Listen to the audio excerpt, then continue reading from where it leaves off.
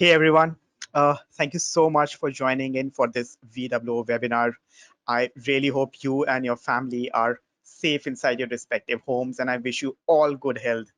My name is Vipul, and I'm the marketing manager at VWO. I'll be your moderator for today. For those who are hearing about VWO for the first time, VWO helps you identify leaks in your conversion funnel and provides tools to fix those leaks and keep your revenue growing. With me today is Arash Vakil, who runs a company called Disrupt with Us. The name is in front of you. He comes with over 15 years of experience in B2B and B2C verticals. Arash is also a product strategy consultant, startup advisor, and tech investor. Quite a lot of work in your hands, Arash. I'm excited to have you here today. Likewise, happy to be here. That's great. So before, guys, I let Arash start with his presentation, I just request all of you to ask any questions that you might have during the course of this presentation using the GoToWebinars questions panel. With that, Arash, let's begin. All right, so welcome to our talk, and thanks so much for being here today. I hope everyone is doing well and staying safe during these really weird times.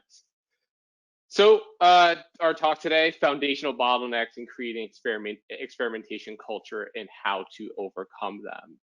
Our goals for the next 30 minutes, I'll give you a little bit of background about us and our firm. We'll go into what it means to create an experimentation culture, what works, what doesn't, what you'll generally come across in trying to create one, and how to succeed despite those obstacles. As you may have already seen, our firm helps organizations by investing, advising, and building alongside companies at various stages in their life cycle.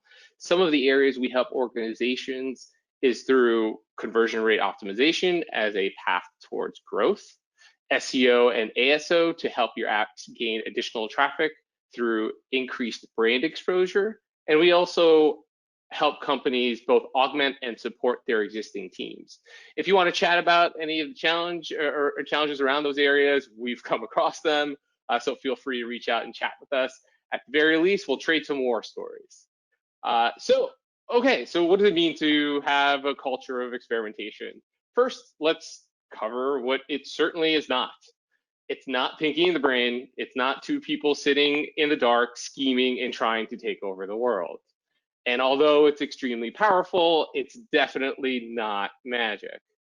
A culture of experimentation consists of a methodical process where we generate and test hypotheses and then respond to the data to guide the next steps in our decision-making processes.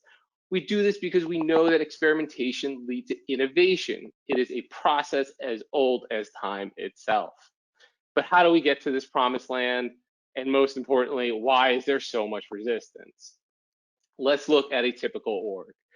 No matter the size of your organization, you've got some level of hierarchy going on, someone that's setting the company's missions and goals, and those that are executing against the mission.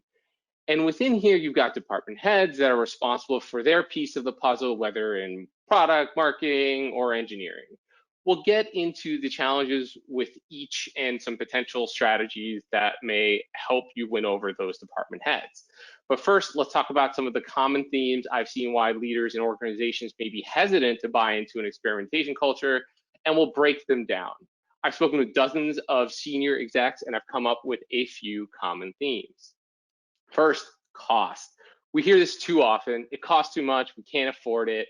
We should be spending our resources against executing on the mission that I've set. Okay.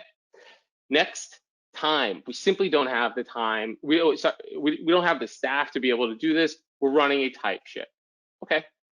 Last, ego. Why bother? I know what we should do. So let's break this down, starting with cost. Today's tools are similarly priced to other SaaS tools that are considered to be mission critical. And depending on how it's deployed, it can act as another mission critical tool that protects the business. We'll touch on this in a bit. Now, if there's absolutely zero budget, free tools exist to get you moving in the right direction. And hopefully from there, you can use that momentum to upgrade your tools to more feature-rich testing software like BWO. Last, the cost can certainly be covered by the potential impact of even the smallest of gains, which you get to lock in for life to your product. A seemingly small 2% gain is not a one-time deal. And the flip side is true as well. What if you could measure a change that caused your metrics to decline by 1%?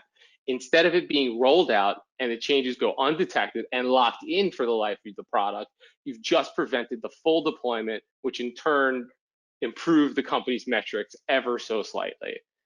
These scenarios, although seemingly small at times, become too large of an opportunity to pass up. Let's move on to reason number 2, time. Today's tools actually save time by allowing teams to conduct and execute tests without involving engineering teams. In fact, your partners in engineering can continue to work on their deliverables without getting distracted because these tools allow for some fairly sophisticated changes that can be made by non-engineering teams. So we've covered cost and time, and now ego. We touched on this a bit ago, but let's dive deeper. So you've been told, why are we testing it when I know it's going to work? Here's where your CEO is coming from. They care deeply about the business. We can all appreciate that. But you're going to want to demonstrate it is out of respect for the business and out of an abundance of caution that you want to recommend that we test it first. You want to protect the business. That's a message most can resonate with. Next, business metrics can change due to market conditions, which could be hiding the true impact of such changes and creating a false positive or negative impact that would otherwise go undetected and locked into your product metrics. Let's take a look at a couple of more scenarios. Here's your CMO, who is very sure that changing the copy on our homepage will lead to massive improvements in our business metrics. We've all heard this before. Here's an opportunity for you to use their initiative to help feed yours to gain common ground and support. When A/B testing isn't ingrained into your company's DNA, you're going to want to use any opportunity to bring testing into the discussion. Many of us on this call know that A/B testing isn't all about the wins, but it's also about risk mitigation. Not only validating wins, but also protecting the business from poor decisions. Last, let's move to another member in our C-suite, the CFO. Here's another scenario that you might come up against, the completely arbitrary sale, which some of you may be running today. What you may not know is that they might be under a great deal of pressure by their board or their CEO to increase sales before quarter end, but at what cost? In this scenario, you might be thinking, are we sacrificing long-term revenue for a short-term gain? Can we help your CFO justify a new data-driven strategy to protect and grow your revenue streams? Perhaps we can prove through A/B testing discounting isn't our best option, and there's a more innovative way to unlock revenue growth, perhaps through product improvements or copy changes. So here we are, some common reasons as to why you might get some pushback, but there's an overarching theme here. People just do not want to be wrong. Because if they're wrong, for some people, their feelings and ego will be shattered. And lastly, probably most importantly, your ideas can't be wrong if you don't test them. Think about it, it's a diabolically genius move. I know, I get it, it's frustrating, we've been there. So now everyone's all depressed because I've listed a bunch of problems you've probably faced, but don't worry, I've had some success working with teams in building their A/B testing strategy for wide adoption and approval, and one that sets them up and their organization for success. The first thing you're going to want to do is assemble your team. This isn't a solo mission, and you'll find greater success in numbers. You guys remember offices and human interaction? That was so 2019. Actually, so this picture doesn't seem quite right. Ah, yes, much more 2020. So what are some key areas you should be thinking about when creating your team? First, your goal is to build a broad base of support across your organization, a groundswell, if you will. There are two main reasons here. One, cross-functional group will enable you to have multiple points of influence up and down the org chart. Two, you'll need all the ideas you can get. Everyone is in different stages of their life. with different priorities. So naturally, they use different products. Let's take a look at a quick example. Here's a look at some of today's top grossing apps in the stores today. These apps are in the dating, music, entertainment, casual gaming categories, all with different retention and monetization methods that could be applied to your business when you're generating hypotheses. So be sure to tear down any walls between different functional areas and build alliances with your colleagues in marketing, sales, product, and engineering. This will only help your chances in getting the testing momentum that you need. Next, insights. So now that you've got your team in place, you have to understand where your product is today in order to know where you're going tomorrow. First things first, take a close look at your data and look for areas of improvement. Map it out. For example, are you seeing there's a drop off within your registration process? What steps might we take to reduce that? Start gathering and soliciting hypotheses within your organization. You're looking to get buy-in and alignment on the problems that need solving. But where do you start? This brings us to step 3, start small. The overarching theme here is that you shouldn't bite off more than you can chew for a few reasons. Your goal is to build momentum as soon as possible. Going for the big wins may be tempting, but it's only going to increase anxiety within the organization. It may also require more approval, reviews, if you're going after pages that are claimed by someone else, for instance. Last, we'll want to work up to testing in the checkout flow because naturally you'll have far fewer visitors at this point in your funnel, and it will just take longer to get to statistical significance. Even for high traffic sites, it could take weeks, if not months, to reach a decision in a checkout flow. So now what? I recommend that you work on non-controversial items higher up in the funnel. That might mean you're working on less glamorous areas, but we need a win and we need to build momentum. So think about some areas that might indirectly impact your business, such as driving more visits to the Contact Us form, get more users to start filling out a form, push more users to start the checkout process by adding a call to action on a page unrelated to your normal flow. So now that you've decided on a test, let's move on to the last and final step, and really the most critical step. Show and tell. Often, I can't stress this enough, you want to be as open and as collaborative as possible to get broad buy-in and broad support up and down the chain. I've seen way too many teams work in the dark on their A/B tests. So what steps can we take to avoid that? You want to start from the beginning, soliciting ideas publicly, perhaps via Slack or some Google intake form. Once they're prioritized, you'll want to publish a list of scheduled tests and even a weekly newsletter to review everything as you go along. This is all about transparency. So let's take a look at this in a little more detail. Here's what a Trello board may look like, for instance. Here we've got a very simple board showing different tests in different stages, hypotheses, planning, in queue, live, and done. You want as much data and visuals within these cards so anyone can look at the board and have a firm understanding of the intended goals, results, and next steps, if any. Moving on, your weekly show and tell should be no surprise, be weekly. Again, it's important to build momentum in the early days, so keep it consistent.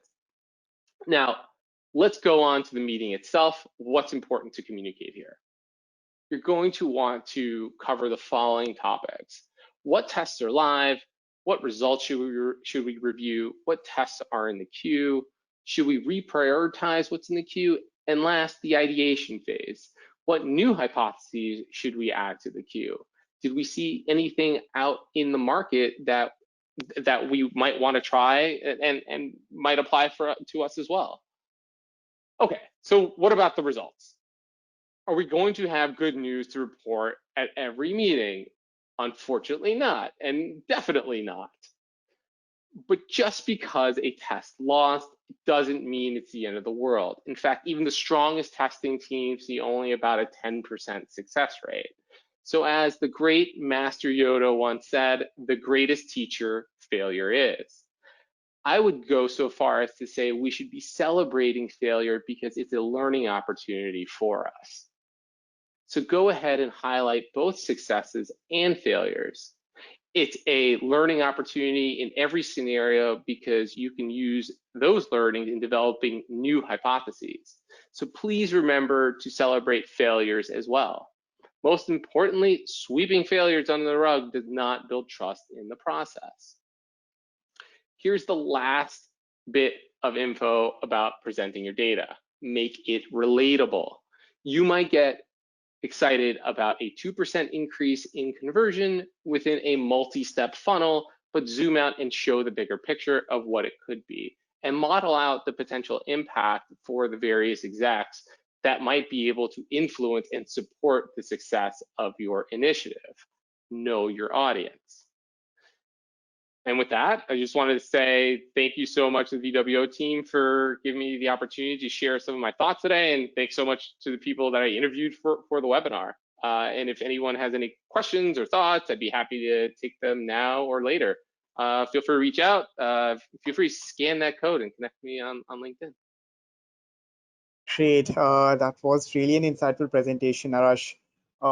It's very neatly designed, first of all, and it looks beautiful and conveys the message really well. I really like all the practical steps that you've mentioned about assembling a team and gathering insights and showing and telling. So I think those are really practical steps, and thank you so much for sharing them. Sure, absolutely. Perfect. So this is now the Q&A time, and I just request everyone in the audience to ask away any questions that you might have regarding the culture of experimentation in your own organization, or if there's any particular thing that you want to talk about or want to ask Arash regarding experimentation, feel free to ask. Meanwhile, Arash, I'll want to take a step back, right? And since I've been, hearing this a lot, I just wanted to understand from you, since you've been in the C as a C-level executive for quite a long time now. So, what is culture really, right? And why is it so hard to build anyway?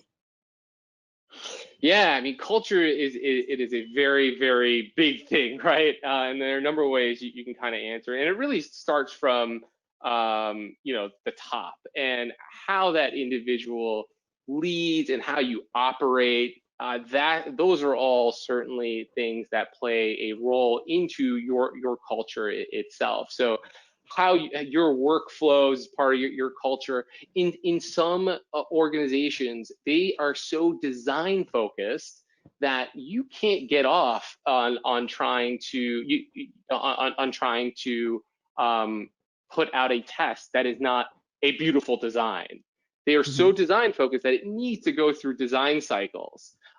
So culture varies from organization to organization. It's super hard to build the right one that works for your organization, but over time, successful organizations, the most successful organizations figure that out. Right, that makes sense, absolutely. I see there's one question from Darian Russo. Darren, by the way, would you mind, allowing us to switch on your mic and ask your questions by yourself? Or should I just go ahead and ask the question on your behalf? I think I'll just go ahead and ask a question on Darren's behalf. So, Darren asking, what cross-functional teams do you recommend having in your working group, and how many is too many? Yeah, so one of the things I would kind of recommend is having a small pod of teams, a small group of teams to at least get things started, right? And so you may want a representative from marketing, you may want a representative from engineering, because you'll be able to bounce off these ideas very quickly in real time. How feasible is this? Is this test too much for us to take on? Can we do it? Do we have the data to support the test? So I would think about, a representative from, some major organizations, so probably about 3 to 4 people, as kind of like the brain trust to kind of at least get that thing started. And you could theoretically replicate that based on different products that you have within your organization. Got it. Hope that answers your question, Darren. I see Akash. Akash also has a question. I think he wants me to switch on his mic, so let me do that. Yeah, so Akash, I have. your mic is on. Yeah, can you hear me? Yes, I can. We can hear you, Akash. Can you hear Akash clearly, Arash? Yeah, I can hear him. Okay. So my question is like how to proceed with the hypothesis. Like, what are the key elements in the research that we do that, like, if I see a problem that I think I need to fix this, and I need to establish a hypothesis, what key elements I should put in my research before I should decide what hypothesis I should have? Yeah, so thank you for your question. So the question is basically about, okay, we've got a bunch of hypotheses, what data do we need, and also, which one should we kind of start with? So I didn't touch on this. It's prioritization is basically the next step after gathering your hypotheses, because what you're going to want to do is basically rank these different ideas from, and there are many frameworks for this. I'll just use the ICE methodology for now: impact, confidence, and ease. So impact is how impactful do you think that this test is going to be? How and confidence, how confident are you in its ability to kind of move the needle of the business? And the E is ease. How easy is it to kind of get this test going? So you'll want to rank them based on that, and then you'll be able to have a ranked order of things that you should attack. I hope that answered your question. Sure. Thanks for answering that question, Arash. I see Niranjan has also raised his hand, but I'm waiting for him to revert on my message. Meanwhile, I had another question uh, regarding something that I have been listening for quite a while now, and this pertains to gathering confidence in the data, right? So, what do you do if if you're not confident in the data that you are gathering from all the tests that you're running, or maybe all the insights that you're gathering? Yeah, so certainly come across this in multiple teams. First step is to pause everything you're doing and get that data correct.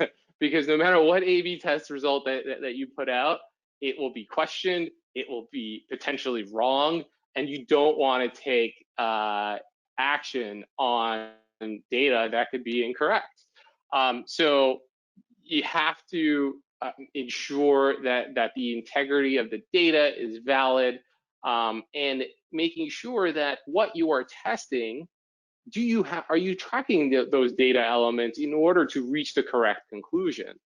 So certainly you got to get your data down first in order to kind of move on to A/B testing. Got it. So yes, Niranjan has sent in his question. Let me just unmute Niranjan.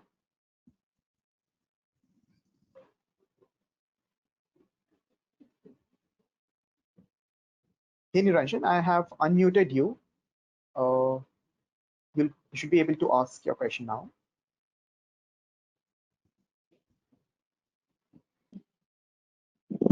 Hey, hi. Hi Niranjan, please ask your question to Karash. Thank you. Thank you for giving me this opportunity. Actually, we have built an online experimentation platform, and I can see that product managers and few of the guys who build features on the app or on the website, they often find our platform useful and they use at large. But I want to know how I can onboard some of the guys in the operation pod to conduct their experiment on our platform, not conducting offline experiment, and onboard those offline experiments on the online platform.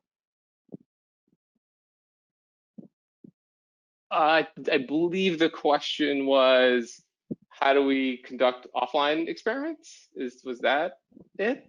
Yeah, people actually find it, especially in the operation pod, they find it relatively very easy to conduct offline experimentation, pre-post experimentation. But how can we enable them to conduct their experimentation on and in an online fashion? That may be more Sure. of a question Mhm. for you guys. Not a problem. I think Niranjan, of course, you can see Arash's LinkedIn, code here in front of you, right? So feel free to connect with Arash after this webinar, and you can Okay. then schedule a call and talk and ask the questions in a more well correct manner, right? Okay. Uh, Okay. Yeah, sure, I'll happy be to do that. unmuting you again. So I have another question from Marcela. She actually has two questions. I haven't read them, so let me check that first. Sure. Marcela is asking, oftentimes teams are interdisciplinarily and formed with different roles. But do you think that the members of these teams should necessarily share a common technical knowledge about this? And how can one go about to pick the correct way of applying a test? Not sure what the second question means, but the first question implies, is it really necessary for all the members that of the team to have an understanding, a technical knowledge of the test that they're about to run? Awesome question. Absolutely not. It is not required, right? And again, it kind of goes back to what I mentioned earlier about having a diverse team from multiple groups. You want the techies, you want the non-techies, because your input, you're coming at the same problem. You're going to try to solve the same problem in multiple directions. And so for someone who's not technical, you may try to come up with, and I'm sorry to say this, a more human method of solving that problem. And that might be through copy changes, it might be through a design element, whereas someone on the engineering side, very simplistic answer here, they may want to see if they could speed up the transitions between the stages to kind of push people through your registration process, for instance. So to answer your question, it is not required to have a technical background when you're forming this kind of cross-functional group. Got it. I actually had one question which is very much related to what Marcela is asked regarding diversity, right? So is it especially for big organizations which are uh, set up globally, right? What would you suggest? Should the team of experimentation should they be spread across the world, or should there be separate teams for each region? Yeah, so I think it certainly depends on the organization. Um, what I have seen are pods basically that attack it on a cross-functional basis, as well as teams that just attack mobile, or just the web, Hmm. right? So, and the reason why is that you're going to have domain expertise potentially within that specific group that might be, really important and very insightful in terms of developing those tests, or may have the historical knowledge in terms of okay, why is it like that? And this kind of goes back to Right. the Trello board that I kind of mentioned, right? You got to put things in a repository, put as much data as you can through there. That'll help you refine your hypotheses moving forward to develop better and potentially more impactful hypotheses. Got it. Got it. Yeah, absolutely makes sense. Thanks, Arash. I think, yeah, it's time to close this session. And once again, thank you so much for sharing your knowledge with our audience. I'm sure the audience really loved it as much as I did. Uh, Thank you so much, Arash. All right. Well, thank you, everybody, and stay safe and stay well. Thanks, everybody. Absolutely. So, guys, yeah, before I close this session, just wanted to remind you that we'll be having a survey just after this session closes. So please fill in that survey so that we know how you felt about this session. And definitely, I'll pass on this feedback to Arash as well. And of course, you can connect with Arash to share your feedback or ask away any questions. With that, of course, stay safe, wash your hands regularly, and have a great day, everyone. Goodbye.